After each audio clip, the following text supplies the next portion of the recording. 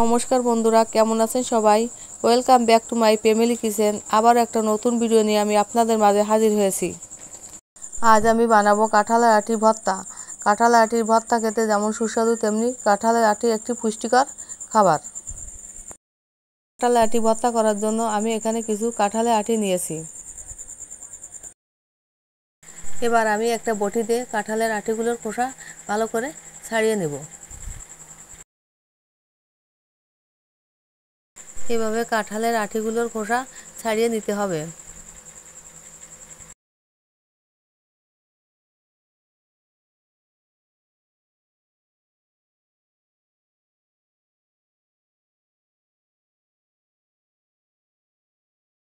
দেখুন বন্ধুরা, আমার সবগুলো আটি থেকে খোসা ছাড়ানো শেষ।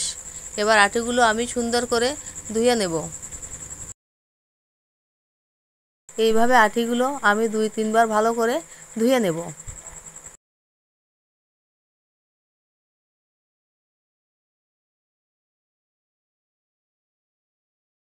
আমি আগে থেকে কড়াইতে জল গরম করতে দিয়েছিলাম। কড়াইয়ের জল গরম হয়ে গেছে। এবার আটিগুলো সিদ্ধ হওয়ার জন্য কড়াইতে দিয়ে দেবো। এবার একটা ঢাকনা দিয়ে 20 মিনিটের জন্য ঢেকে দেবো, যাতে আটিগুলো ভালোভাবে সিদ্ধ হয়। 20 মিনিট পর ঢাকনাটা উঠিয়ে দেখব যে আটিগুলো সিদ্ধ হয়েছে কিনা। এবার একটু নাড়িয়ে ছেড়ে দেখব যে সিদ্ধ হয়েছে কিনা। মনে হয় একটু বাকি আছে, তাই আমি আবারও 10 মিনিটের জন্য ঢেকে দেবো আটিগুলো ভালো করে সিদ্ধ করার জন্য। 10 মিনিট পর ঢাকনাটা খুলে দেখি আটিগুলো সিদ্ধ হয়ে গেছে। দেখুন কতটা ভালো সিদ্ধ হয়ে গেছে। এভাবে সুন্দর করে সিদ্ধ করে নিতে হবে। এবার আমি আটিগুলো জল ঝরিয়ে একটা পাত্রে ঢেলে নেব। দেখুন কত সুন্দর সিদ্ধ হয়ে গেছে। আমি এবার আটিগুলো একটা শিলপাটায় ভালো করে বেটে নেব।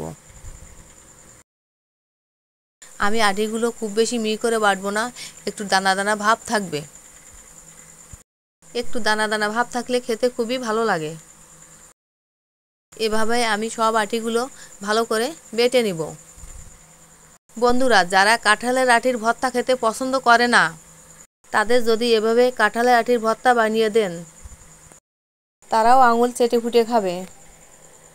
আমার সবগুলো কাঁঠালের আটি বাটা শেষ।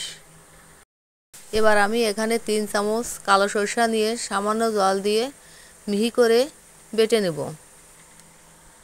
আপনারা চাইলে এখানে সাদা সরষা দিয়েও করতে পারেন, তবে কালো সরষা দিয়ে করলে ভর্তাটা খেতে অনেক সুস্বাদু হয়। আমার সরষা বাটা শেষ, এবার তুলে নেব।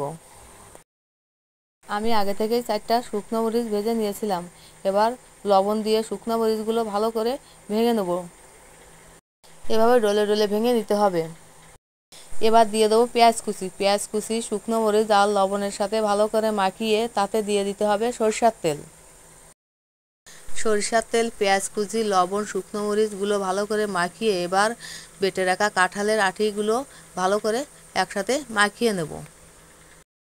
ভালো করে মাখানোর পর এবার দিয়ে দেবো সরষে বাটাটা। সরষে বাটা দিয়ে এবার ভর্তাটা সুন্দর করে মাখিয়ে শুকিয়ে নেব। তৈরি হয়ে গেছে আমার কাঁঠালের আটি ভর্তা। বন্ধুরা, একবার হলো এভাবে কাঁঠালের আটি ভর্তা বানিয়ে খাবেন, দেখবেন কতটা সুস্বাদু খেতে। বন্ধুরা, আমার রেসিপি যদি আপনাদের ভালো লাগে, অবশ্যই চ্যানেলটি সাবস্ক্রাইব, লাইক, কমেন্ট করে পাশে থাকবেন।